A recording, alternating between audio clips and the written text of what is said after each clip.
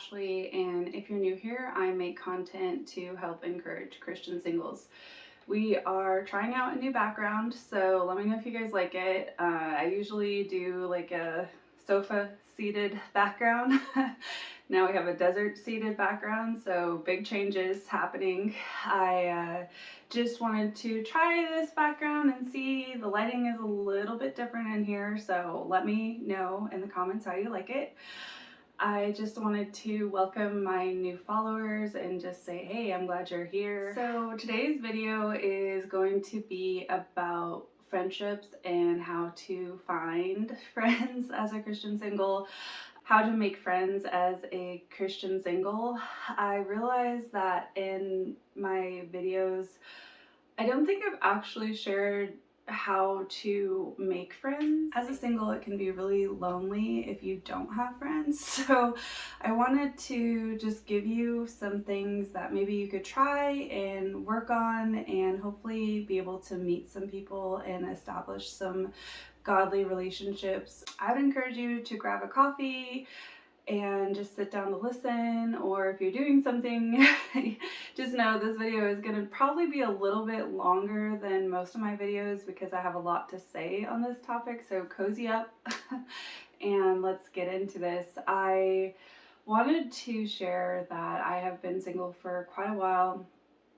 The majority of my adult life I've been single, which on the flip side of that, it's really forced me to work and try to establish godly friendships. And I think sometimes, as a married person, maybe that's not your first focus because you're married and that person is like your best friend. So it's one of those things where it's been something that I've been able to feed into and learn from. And I wanted to share the things that I've learned in hopes to help you find Christian friends. And I think especially like if you've watched some of my other videos, I have like popular videos on my YouTube channel, and my most popular videos are about speaking in tongues, but like my second most popular videos are about going to church alone. And it kind of breaks my heart because the fact that they're my most popular videos says, it's really a problem. It's something where singles are having to go and sit alone at church, and it's really something that I don't think a lot of people talk about. So the fact that those videos are popular just tells me, okay, we need more discussion on this topic. Like how do we make these friendships, especially as you get older, like out of college age and college age groups, then it becomes even more isolated because there's nothing really for your age category after that. So that's also sad. So I just wanted to kind of talk about where is some places where you could begin to try to meet friends. The number one option obviously is church, but you have to be intentional when you go into church to try to find friends. You can't just go in and leave straight after service and then wonder why you don't have any godly relationships or godly friendships. You really do have to make that effort going to church to either come a little bit earlier before or make a commitment to yourself that you're going to stay 15 minutes after church and try to connect with people. Try to find someone who maybe looks like they're in your same walk of life and just strike up a conversation with them. If you're going to church, you should be there for community. So it's not weird if you're going and talking to people afterwards and asking them how their week's been, asking them if they have any plans for the week, and really trying to make those connections, asking someone if they'd like to go for coffee, or even we're in nicer weather, even going for like a walk or a hike or something so that you can connect with people in a deeper way. The cool thing too, I haven't used this feature, but I have some friends that have used it, and why not take advantage of dating apps? They have like make a friend on there. I know Facebook has like make a Facebook friend, and Bumble. I've never used Bumble, but I know that it does have meet a friend option, and I don't know if there's any other apps out there. that do that. But if you're new to an area and you're looking to connect with people, that's a great way to try to connect with other Christians. Another thing that you can look at is small groups within your church, to sign up for those small groups so that you can connect with someone through that. And I know it's hard, especially if you are an introverted person, to step out of your shell, but you really have to. If you want to meet someone, you have to make that initial effort and that initial try to establish friendships. And I think especially as a single, because the older you get, the more likely that your friends are going to be married or have kids. It's understanding the fact that, okay, they have these priorities now in their lives.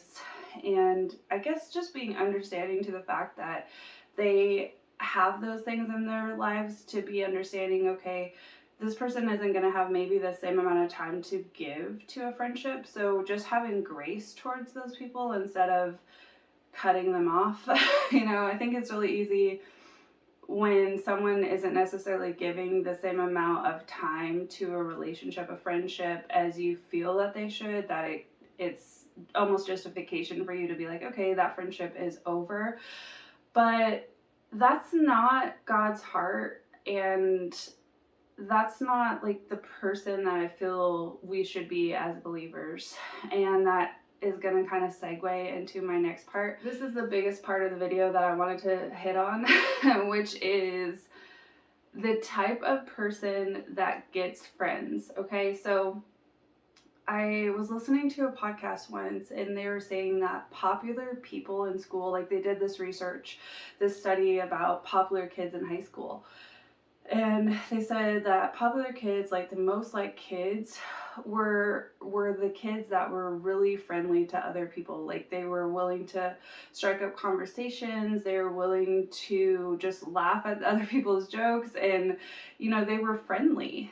And I was like, that's really interesting, because I just remember popular kids in high school whenever I grew up, they were very friendly. Like just when you saw them in a group, they were laughing and talking and just always being, I don't want to say like the life of the party, but I just remember in high school, the kids that were popular for me, they were really friendly. They were laughing and just trying to talk to people. They would always be talking with people. And so I'm like, okay, I can see that.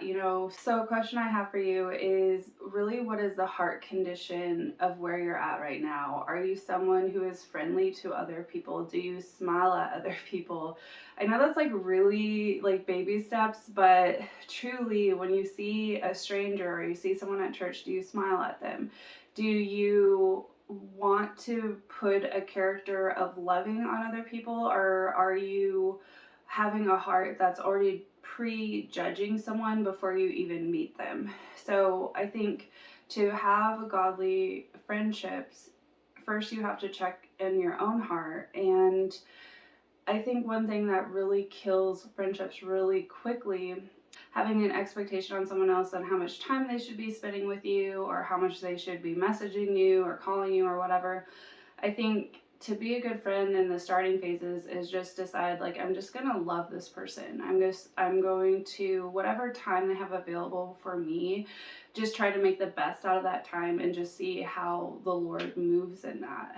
And I'm not saying just be in a one-sided relationship, but I'm saying, like, in the starting phases of a relationship, just try to maybe be friends with people who you wouldn't necessarily say you have everything in common. But one thing that I've learned in relationships is having friendships with people who are maybe outside of the same viewpoints as me, even the same political points as me.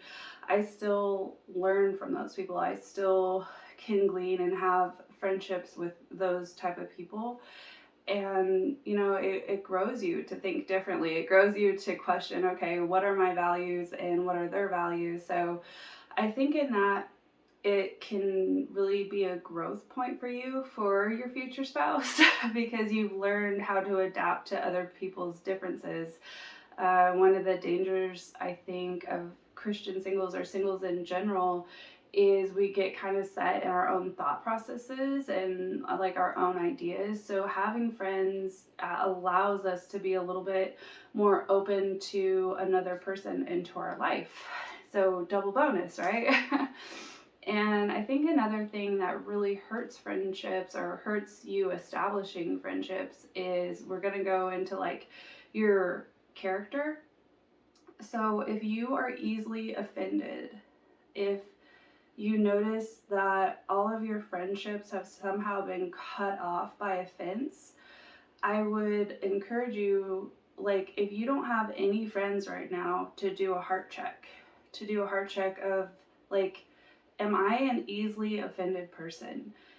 When people talk about things that I don't agree with or bring up topics that I don't necessarily like, do I just cut them off? Am I someone who, when I walk into a room, I'm just finding like all the flaws in the room, you know? Do a heart check and be like, okay, God, help me not to have the spirit of offense. Help me to be someone who loves people through their shortcomings, even if they're saying things that I don't necessarily agree with. Like, help me have grace towards that, to love them through that, because you're going to run into people who maybe aren't at the same maturity as you, aren't at the same spiritual side of your walk as you. Maybe they have a different background of their childhood, of how they grew up. So all of these things play into how people are going to be much different than you. And being a good friend is having grace in those differences and learning to love people through that.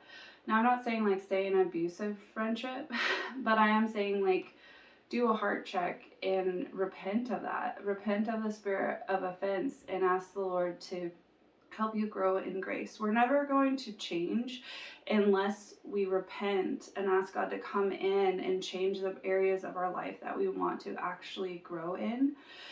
And obviously this is a hard-hitted topic, but are you someone who gossips about other people? Are people's secrets safe with you?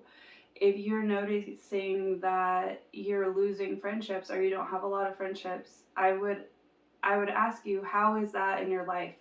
If someone is telling you something, can they trust that it's not going to be told to other people? I think that's especially hard with women. And I always want to be someone when they're talking to me that they know that it's a safe place.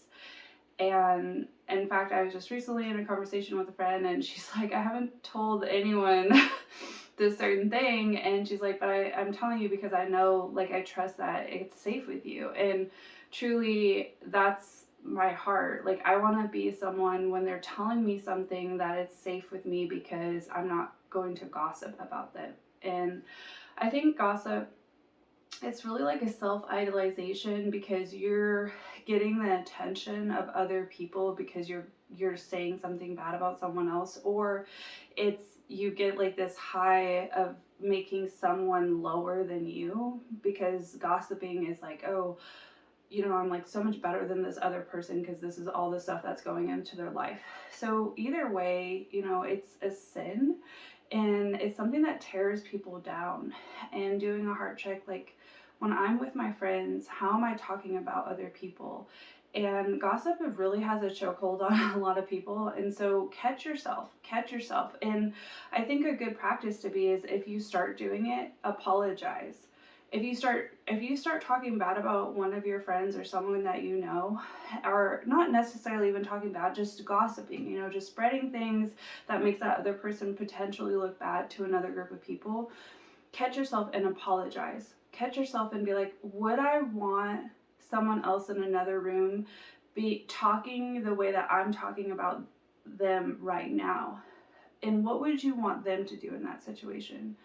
And I think it requires us to have a level of humility because not very many people are doing that. But as believers, we are going to look different than the world. We should be acting differently than the world. So I just want to encourage you, if that's something that you struggle with, it's okay that that's been a struggle in your life, but know that that is not a sign of a good friend. That's not a sign of someone who can be trusted with godly friendship. So repent of that and ask God to help you, and really try to combat that when you're in a group. And the more that we can bring something to the light, the more the enemy does not have a stronghold. So that's why I'm saying, when you're in a group and you catch yourself, to apologize, to verbalize that you caught it.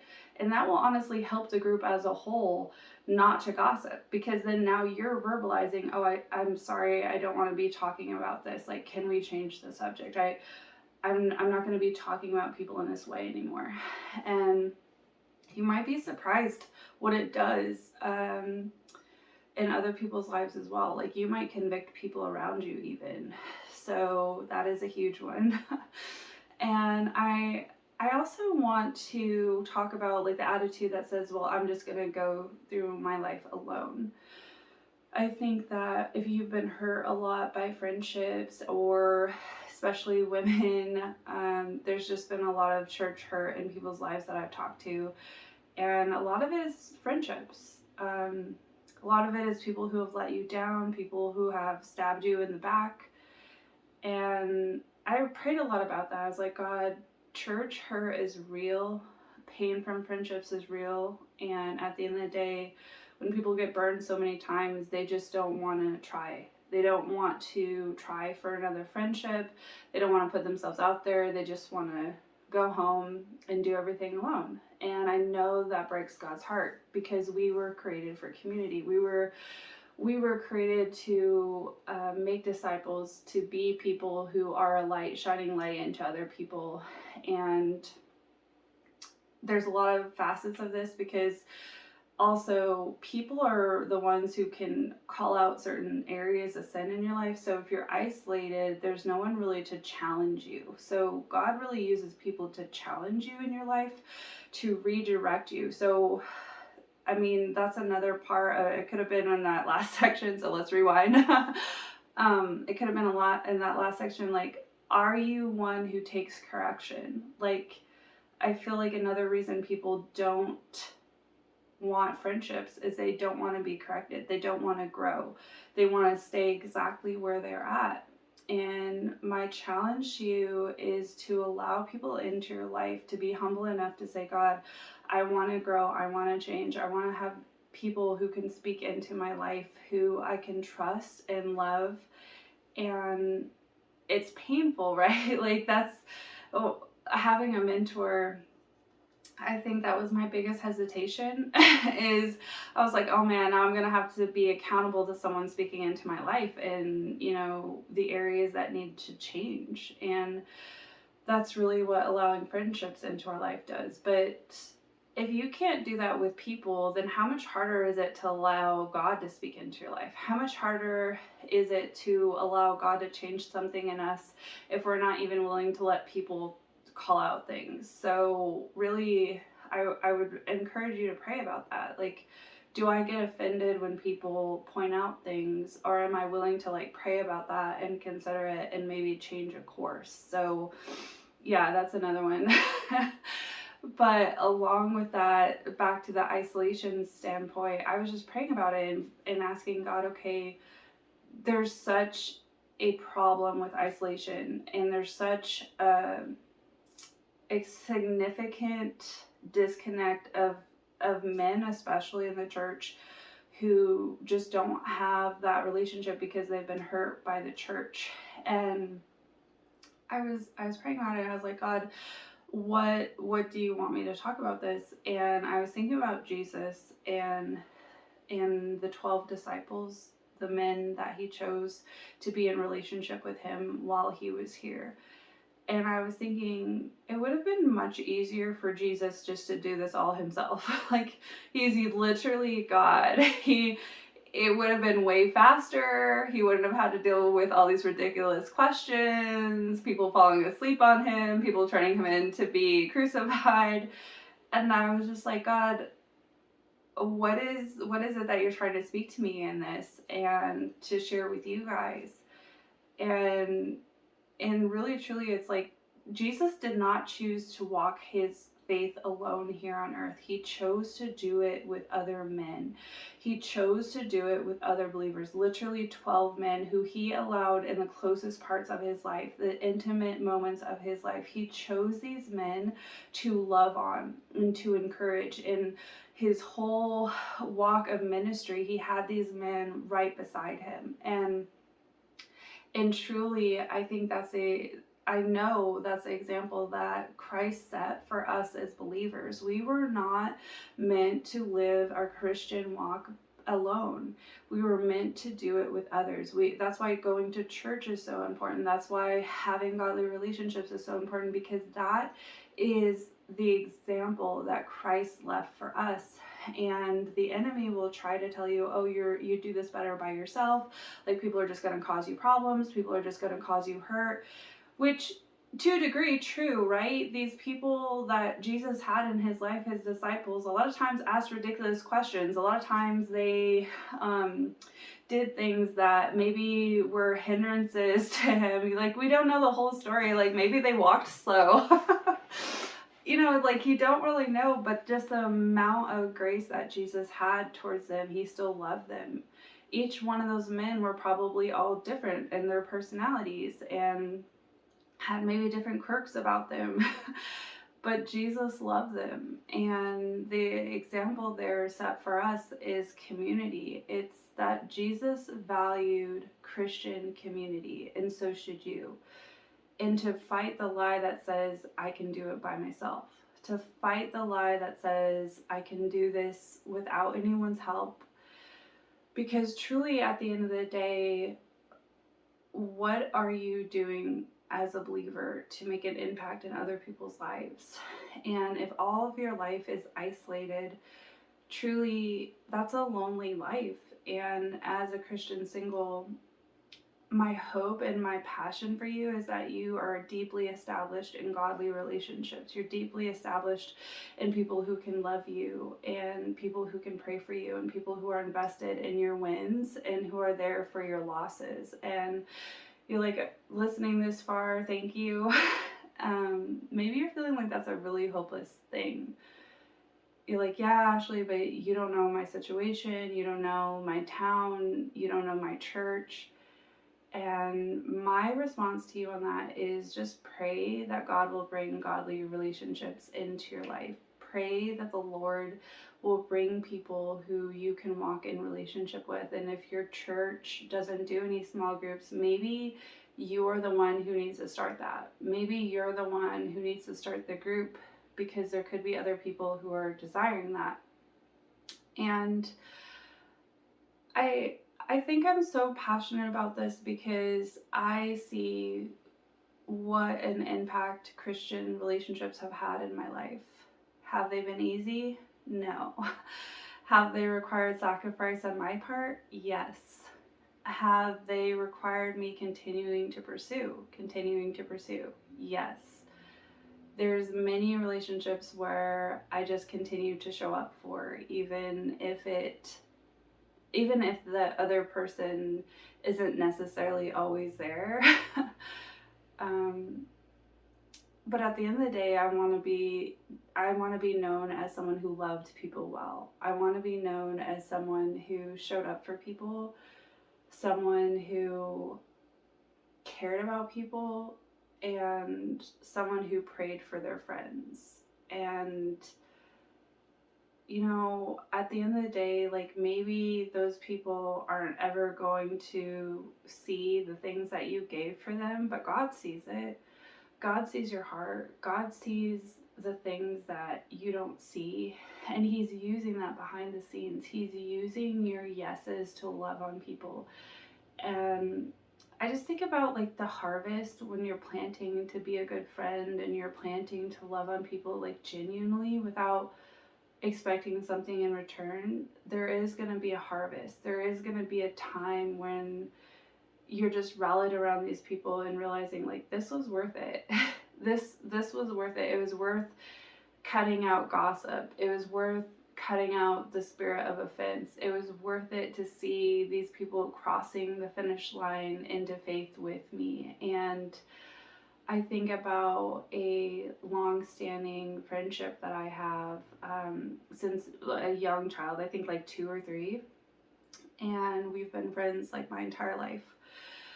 And but I think about our friendship started because our parents decided to befriend each other. And I just think about like what would my life look like if my parents hadn't decided to befriend another Christian couple. And I think about that, like, friendships leave a legacy for the next generation. Friendships will leave a legacy in your life. And the impact that my friendship has had because my parents decided to be friends with another Christian couple, it has greatly encouraged me. It's been a source of love and prayer throughout my entire life. And it's humbling. It's humbling to think what a friendship can do for you. And I just, this might be a sensitive video for you if you've watched it through and you just have a lot of hurt and a lot of pain. Um, the biggest hurts in my life have been from a best friend. Really deep sorrow. Someone who I thought I could trust turned into someone who really, really tried to take a lot from me. And it took me a long time to heal from that, a long time to trust women again, a long time to believe that praying together with another woman wouldn't cause pain. And I think the enemy, he wanted to create such a deep hurt in me that I'd never want to talk to women again. He wanted to create such a deep hurt in me that I'd never want to pray with women again. And I just want to let you know, if you feel that way, if you feel like you've been damaged beyond repair from a friend, I know how you feel. I know how you feel that someone tried to take everything from you. But the thing that God ministered to me is, I did not create you to walk in brokenness. I did not create you to walk in bitterness. I did not create you to be someone who walks in a spirit of offense, but I created you to be a daughter who loves deeply. I created you to be a daughter who speaks life into others. Even if you have been hurt in the past, I'm calling you to rise up. I'm calling you to grow in maturity. And if we allow the past hurts, things that people have said about us, things that people have spoken over us, if we allow that to cripple us and stop us from friendships, to stop us from going to church, then we're saying the enemy's won. We're saying that what Satan has to say is bigger than what Jesus has to say. And I want you to think about that. I want you to think about what holding on to an offense or a hurt says about Jesus in your life. And be honest with that. Sit with that and cry over that. I remember one of the biggest cries I ever had was when, after this hurt that I'm talking about, I went to a women's retreat, and I don't know if I shared this story, but all these women were praying together, and I just couldn't do it. Like, it seemed so fake to me. It seemed like, don't all women do is backstab each other. All women do is gossip about each other. And when I saw this circle of women, I just hated it. Like, I literally left, and I didn't go to the group. Like, I didn't leave the retreat, but I left that prayer circle because I was just like, all these women are super fake. and I wept. Like, I went and I wept because I realized in that moment how much anger I had towards women, how much hurt and pain I had allowed into my heart because of the hurt of a friend. And I had a battle with that, but I knew that holding on to that anger was keeping me from the things that God was truly calling me to. I know that holding on to that fence was keeping me from truly loving on other women. And the freedom I have now is to look at women who are praying and say, yeah, Satan's going down. When I look at women praying together, I'm like, victories are being won and chains are being broken in the name of Jesus. And I know that's what God has for you. if you are watching this video all the way through, I know that God has you to be a warrior in the kingdom, and that's other people warring beside you. It's not you warring by yourself. It's because He loves you. He died on the cross to save us, and He set the example with friends, with men beside Him. And I just want you to really be honest. How well are you living out your Christian walk as a friend? And how well are you pursuing people to be friends with? So sorry that got kind of deep there. But I thank you for watching this all the way through. It's a hard video. It's a hard one for me to record, but I just feel like God really wanted me to talk about it. He doesn't want His people to be isolated. He doesn't want His daughters who are single being isolated. He doesn't want His sons who are single being away from the church, to be away from community. He's calling you to deeper waters. He's calling you to deeper maturity. Can you raise up into the things that God's called you to do? And I just pray that this week, this Sunday, you stay those 15 extra minutes and make some friends, make some connections, and war with people. War with people, pray with people, get in connection with people, and watch how your life just blossoms. So thank you for watching this video all the way through. If you have someone who has some church hurt or who could benefit from watching this video, just share this with them. And as always, I just pray your day is blessed. Bye.